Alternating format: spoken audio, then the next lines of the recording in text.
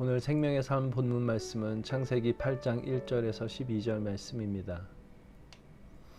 하나님이 노아와 그와 함께 방주에 있는 모든 들짐승과 가축을 기억하사 하나님이 바람을 땅 위에 불게 하심에 물이 줄어들었고 깊음의 샘과 하늘의 창문이 닫히고 하늘에서 비가 그치매 물이 땅에서 물러가고 점점 물러가서 150일 후에 줄어들고 일곱째 달 곧 그 달 11의 날에 방주가 아라랏 산에 머물렀으며 물이 점점 줄어들어 열째 달 곧 그 달 초하룻날에 산들의 봉우리가 보였더라.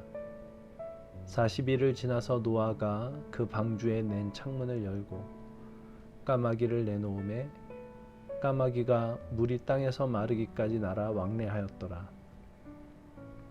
그가 또 비둘기를 내놓아 지면에서 물이 줄어들었는지를 알고자 하매 온 지면에 물이 있으므로 비둘기가 발붙일 곳을 찾지 못하고 방주로 돌아와 그에게로 오는지라. 그가 손을 내밀어 방주 안 자기에게로 받아들이고 또 7일을 기다려 다시 비둘기를 방주에서 내놓음에 저녁 때에 비둘기가 그에게로 돌아왔는데 그 입에 감람나무 새 잎사귀가 있는지라. 이에 노아가 땅에 물이 줄어든 줄을 알았으며 또 7일을 기다려 비둘기를 내놓음에 다시는 그에게로 돌아오지 아니하였더라. 우리가 하나님의 은혜를 생각할 때 반드시 기억해야 하는 것이 하나 있는데, 하나님의 은혜는 악한 것을 눈 감아주는 것이 아니다 라는 것입니다. 거룩하신 하나님은 악한 것을, 죄를 용납하실 수 없습니다. 악한 것은 반드시 심판을 받아야 하고 죄는 멸망당해야 합니다. 그러므로 하나님의 은혜는 악한 것을 모른 척하지 않고 오히려 모든 악한 것들에 대하여 심판을 내리십니다. 어떻게 하나님께서 심판을 내리시는 것을 하나님의 은혜라고까지 말할 수 있을까? 그것은 그 심판이 멸망을 위한 심판이 아니라 새로운 시작을 위한 심판이기 때문입니다. 새로운 건물을 지으려면 그 터에 남아있는 낡은 건물을 먼저 완전히 무너뜨려야만 됩니다. 하나님의 홍수 심판은 바로 그런 것과 같은 것일 것입니다.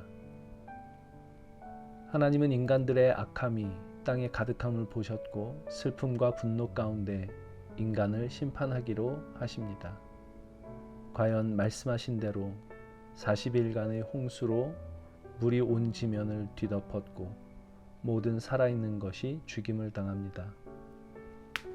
그러나 그 심판 가운데서 하나님께서 살 길을 열어주시는데 그것이 바로 노아의 방주였습니다. 노아의 방주는 모든 악한 것들이 심판을 받는 곳에 구원을 베푸신 하나님의 은혜의 손길이었습니다. 그러니 우리가 얻은 구원은 내가 얼마나 선한가 악한가 하는 것이 구원을 결정하는 것이 아니라 방주가 심판과 구원을 결정합니다. 방주 밖에 있는 사람들은 죄악으로 심판을 받고 방주 안에 있는 사람들은 죄악으로부터 구원을 얻습니다.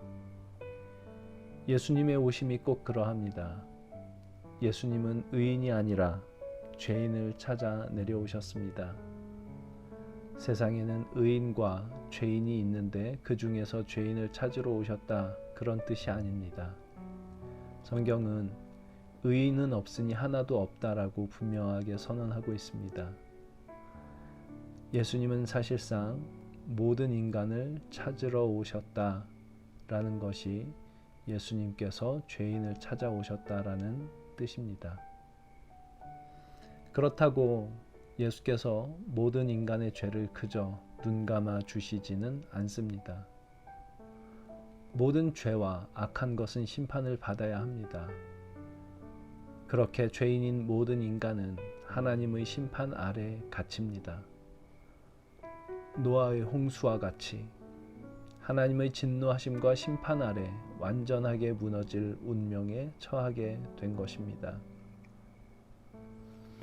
그런데 바로 그 자리에 하나님의 은혜가 선포됩니다. 하나님께서 당신의 심판으로부터 피할 길을 열어주시는 것입니다. 나를 대신하여 십자가에 오르신 예수 그리스도, 그분이 우리의 피할 길입니다. 홍수가 없었다면 방주가 필요 없었을 것입니다. 홍수가 노아의 가족을 방주로 인도합니다. 하나님의 심판이 우리를 예수 그리스도께로 인도합니다. 홍수도 하나님의 심판도 은혜입니다. 새로운 시작을 위하여 낡은 것, 옛 것을 모두 다 무너뜨리시는 하나님의 은혜입니다. 오늘 본문으로 읽은 말씀은 아직은 물이 세상을 뒤덮고 있으며 방주는 아라랏 산에 있다고 말합니다. 그런데 물이 줄어들기 시작합니다. 비둘기가 나무에 새로운 잎사귀를 물고 옵니다. 7일 후 다시 보낸 비둘기는 돌아오지 않습니다. 아마 앉을 곳을 찾았던 것 같습니다. 드디어 묻이 드러납니다. 이제 노아 가족은 방주에서 나오게 될 것입니다. 누구든지 그리스도 예수 안에서는 새로운 피조물이 되는 것 같이 홍수 심판 이전과는 다른 존재가 되어 방주에서 나오게 될 것입니다. 우리의 신앙은 바로 이런 과정들을 거쳐서 성숙해지는 것 같습니다. 무너져야 할 것이 무너지고 깨져야 할 것이 깨져야 됩니다. 그 무너진 자리에 하나님께서 새로운 생명을 만들어내십니다. 심판도 새로운 피조물이 되는 것도 다 하나님의 은혜입니다. 우리는 아직 아라랏산에 머물고 있을지도 모르겠습니다. 어쩌면 물이 조금씩 빠지기 시작하는 그런 시기에 있는지도 모르지요. 지금 상황이 어떠하든 우리가 믿는 것은 이것입니다. 이 모든 것이 다 하나님의 은혜입니다. 우리를 기억하시고 긍휼히 여기시는 하나님께서 일하고 계심을 기억하는 것, 그 은혜가 우리를 붙들고 계심을 잊지 않는 것, 이것이 기독교 신앙의 기술이라 할 수 있지 않을까, 그런 생각을 해봅니다. 무너져야 할 것이 무너져야 됩니다. 깨져야 할 것이 깨져나가야 됩니다. 그런 일이 일어날 때 아프지만, 고통스럽지만 이상한 일은 아니다. 하나님께서 일하고 계신다. 그것을 기억하면 좋겠습니다. 지금도 하나님께서 은혜를 베풀고 계십니다. 기도하겠습니다. 하나님, 모든 것이 다 하나님의 은혜입니다.